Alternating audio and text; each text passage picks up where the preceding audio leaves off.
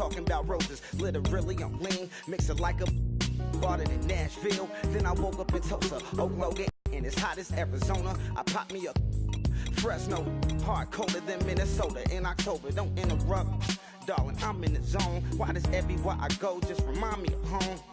You know that state of gold with the bed. Them other places come close, but they don't compare. Now I've been to New York, come on, Texas, yeah, Midwest, and it all reminds me of California. Cause there's no place like California. California, A-A-T-L-M-I-A-D-D-M-V. All reminds me of California. Cause there's no place like California. California, California, no place like California. Fresh off a flight to Boston, got a BZ in Maryland that I pipe too often. Headed right to Austin, most likely flossing. Tight, exhausted, high as a forklift. Handful of goons out in Colorado. Any given afternoon, you can catch a hollow. Honestly, it's the same out in Richmond, Virginia or California. Either state, you can get it. I done seen everywhere from ready to the detour. Don't tell him he saw how heavily he balls. Every project, every seashore. And I ain't content trying to see more nomadic. I probably wind up alone. All it takes is a melody to remind me of home. Now I've been to New York, come on, Texas, yeah, Midwest, and it all reminds me of California. Cause there's no place like California.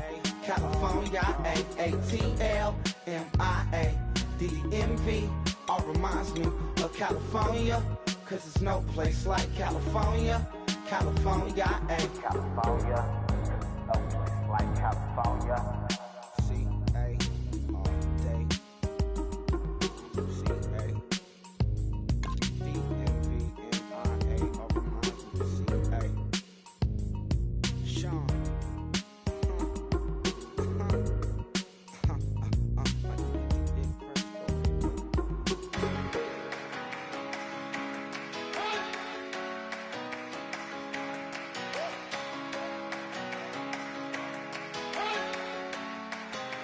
You better not be the one to doubt us,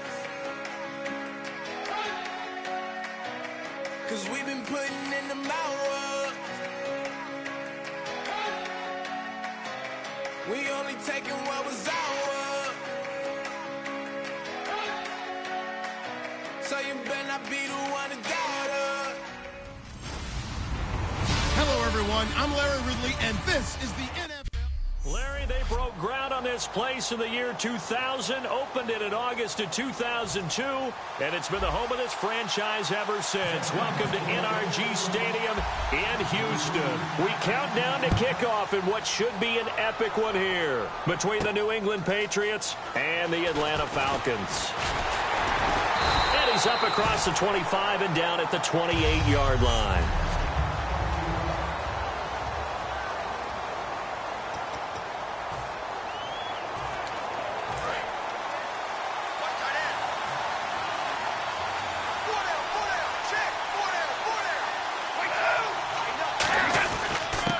First carry for LeGarrette Blount. And this will go for 5 up to the 33.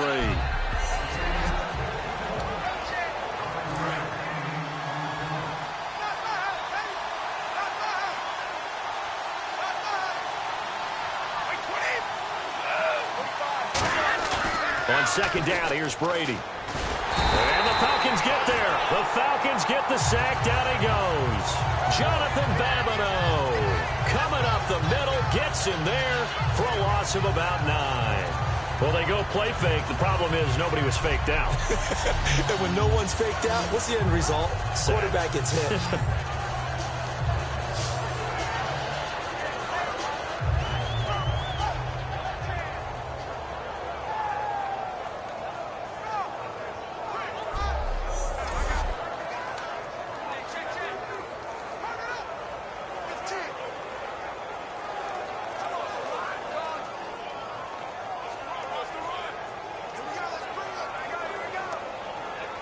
So certainly not the start they were looking for here as they come up on a 3rd and 14.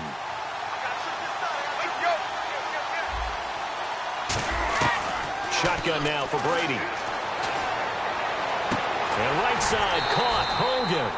Just a 5-yard pickup, and it leads to 4th down. One hallmark of good defenses is understanding the game, understanding positioning, and tackling immediately in the secondary after catches. I think we just saw that on display right there. Got to him before he ever had a chance to think about turning it upfield.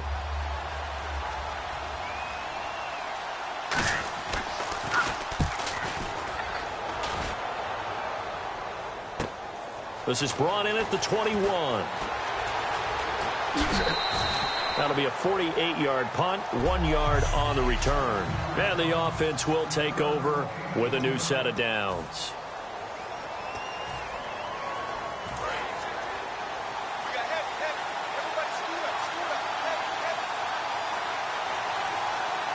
Freeman, the lone man in the backfield.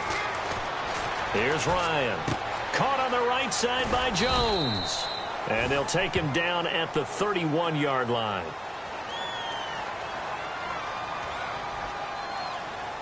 Holding offense. So holding by the... Change what you're doing in the playbook, but boy, the advantage shifts to the guys on defense, doesn't it? Longer yardage situations, they often become bolder. To throw is Ryan. And this is going to be intercepted. It's Matt Ryan. And he takes this one back into the end zone. And the Patriot defense has a touchdown. That was an interception, but on the field, the guys who are picking it off, they're not saying that. What word are they using? It's Oski. And that means catch the ball and go the other way. That's your vernacular. I've never heard anybody say Oski. Ask around. They'll tell you. A heck of a play there defensively, getting the interception, navigating his way into the end zone for the touchdown. So they throw the pick six. They'll get another shot at it now as this one's in the air. This is fielded a couple yards deep. And he's going to get taken down inside the 10 at about the 8-yard line. Special teams coaches spend a lot of time scheming things up, but this was just a bad return. Now the offense has a long way to go to try to put points on the board. And tough starting field position here. They'll throw on first down with Ryan. Flushed out right. And his throw here is incomplete. The Pro Bowl wideout Julio Jones is intended receiver. And that'll bring up second down.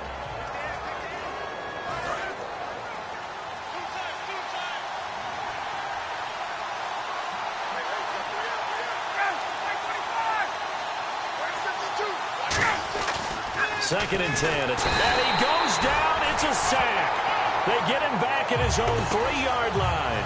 Well, if an offense is going to throw the ball on this part of the field, any pass rusher will tell you that's his favorite part.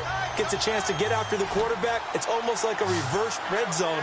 They can create points using their defense, and this time they take their man down. Flush to his right. Now he's going to throw it deep to the other side of the field. And incomplete. The contact made the ball roam free and brings up fourth down. Well, they went for the big play there, but that drop could really hurt their momentum.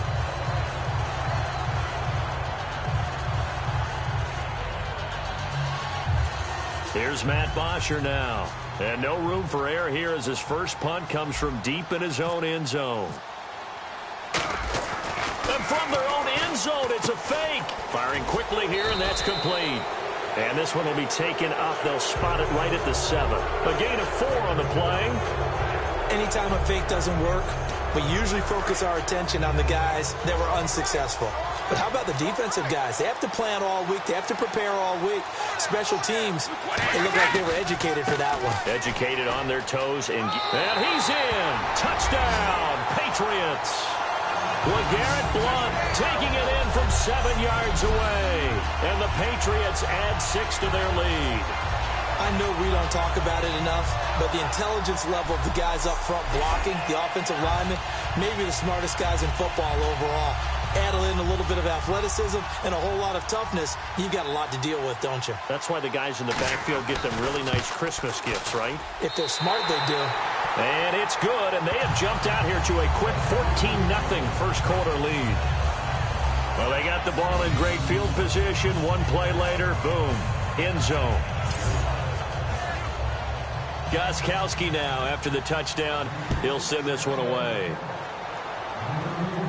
Here's Eric Weems now on the return. And nowhere to go. He'll make it back only to the 5-yard line. So many times during the course of a game, Brandon, the special teams actually helps out their offense. Not in this case. They did them zero favors with that return. Atlanta now coming out on the field. And last time this unit was out here, costly turnover, and then that turned into 6 points. They've got to make amends. And how many times have we... And, oh, that is going to be a safety.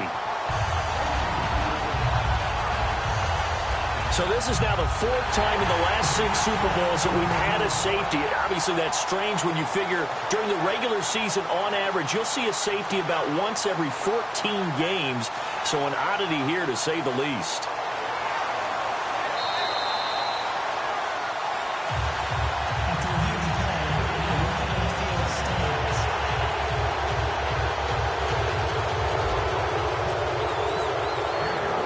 After the safety, remember, they also need to give up the football, and here's the free kick.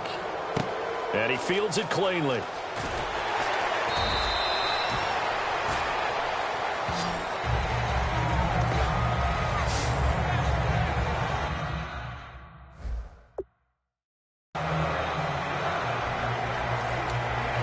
Okay, partners, New England comes out here to take the field on offense. This is such an interesting story, how they've been able to do it year after year after year.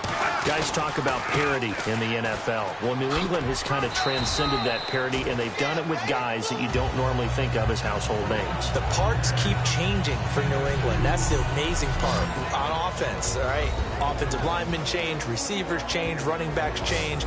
We know the one constant is Tom Brady, and that's a huge deal for them. But to be able to do it in what you call the parity times, and you're exactly right, everyone's supposed to be pretty equal. New England still a top 10 offense year in and year out. In 2016, they were number 4, and that helped them with a number 1 ranked defense as well. Blunt, the lone running back. Now Brady throwing on 2nd down. Quickly to Gronkowski. That's caught. And he'll be taken down, but not before he gets into enemy territory. A really nice pickup of 14 yards, and it moves the sticks. Gronkowski may have had to miss the Super Bowl with the injury, but he was active in that parade, and now he's back on the field. And I'll tell you what, something you mentioned to me is that he was a big cheerleader for his teammates, never hung his head through the injury, celebrated with him all the way through the title. We've seen superstars in the past, when their team does well without them, they're happy, but they recede into the background. They get out of the way because it does hurt them a little bit. They do have pride. They want to feel like, hey, without me, they may take a little bit of a step back. But with Gronk, you never saw that. You saw him with him every step of the way, cheering his team on, happy for their success. They went 11-0 without him in 2016, but I know this, they don't want to try it again. No, they want the big fella back.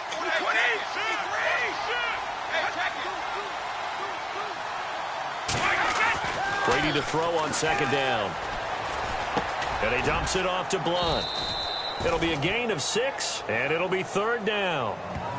I know most of the time when the ball's in the air, you're thinking wide receiver, tight end, but running backs, they can be a big part of any passing offense nowadays.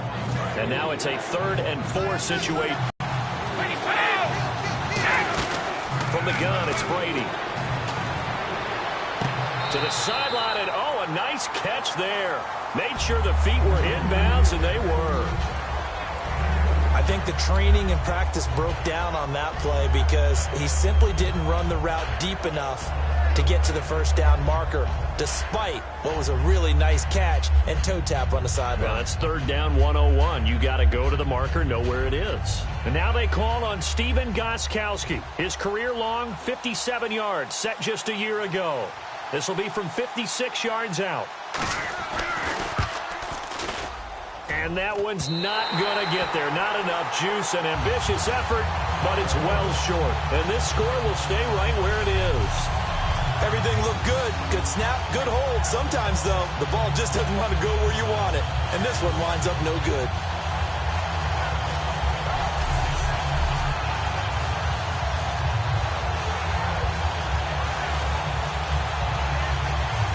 So out come the Falcons now. And last time they surrendered the safety, we know they don't want to do that again.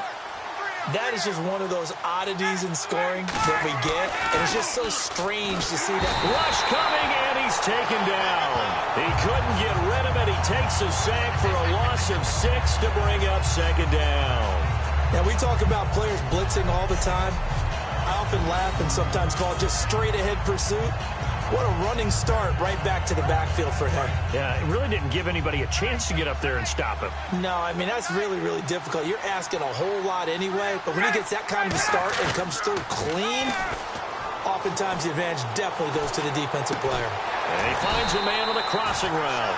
And taking it across midfield and just shy of the 40. Freeman, the lone man in the backfield. Now a play fake here on first down.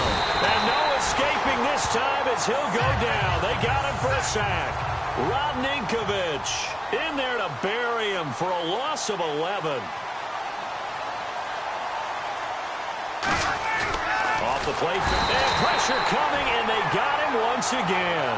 Chris Long in there to get him. And this pass rush strong now. That's sacks on back-to-back plays. Well, this is what happens when you get behind the chains, as people like to say, when you have obvious passing situations. Hard to verify. And he can't get rid of it. He's taken down. Jabal Sheard in there again as this offensive line is in tatters. 3 sacks in 3 plays. Well, they went with a nickel. They throw in an extra defensive back. Coverage was very good. Yeah, it was exactly as you would expect. A passing down. You bring in the nickel package. Just as you described, the coverage was excellent and allowed. And look at this. Another fake. Nowhere to go here. He lost the football. Knock the ball free. You're excited. You're going to get the ball. And then the offense gets it back. Here come the Patriots again on offense, the Super Bowl champions, and boy, they have been able to do it a lot of times, Charles, with unsung heroes, haven't they? Look at the names that led them through the playoffs. Hogan, Wright, Lewis, guys you just wouldn't think of. Yeah, Deion Lewis, a 5th-round pick, 3 touchdowns against Houston in the divisional round. Chris Hogan, undrafted. He ends up having 180 yards in receptions, including 5 plays of 20 yards or more against the Pittsburgh Steelers.